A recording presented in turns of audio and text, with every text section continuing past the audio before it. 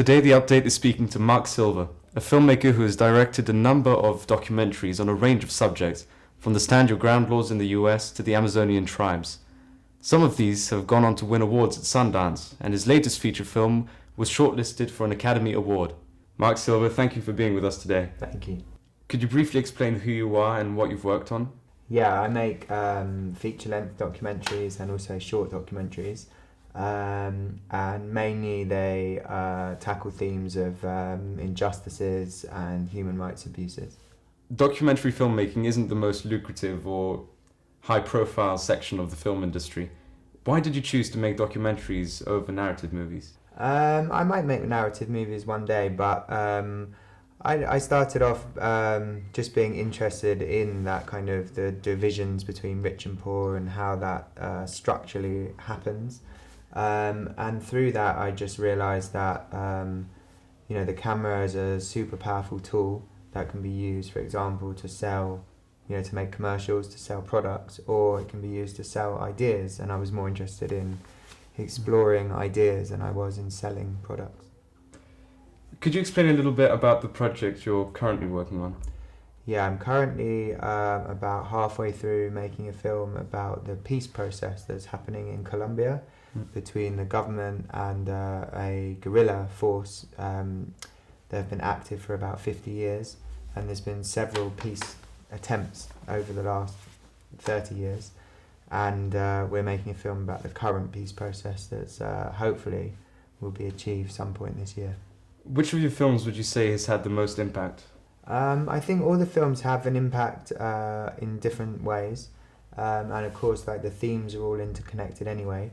But the way that we once mainstream audiences have seen the films, what we do is work with NGOs and charities who specialise in the subjects in the film. So if a film is about the refugee crisis, or racism, or the environment, so those respective NGOs can use the film and make it more effective by targeting their campaigns and how their campaigns relate to the stories in our films.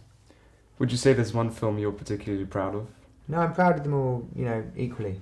Yeah, I like them all for different reasons, and I learn the mistakes I've made in each of those films are different mistakes, and that always just informs me as to the next film, how to improve every time I make something. You're a British filmmaker who's done lots of films based in the USA. Due to your background, do you feel like you viewed events differently than the people you've interviewed? I think always coming from the outside, so to speak, from a different country, it allows you some distance, and maybe it allows you to get more of a kind of bird's eye view of a situation. And then having that kind of wider perspective allows me to find the heart of a story maybe in a different way than if I lived in that place. Is there anything you specifically look for in a project before you decide to start working on it?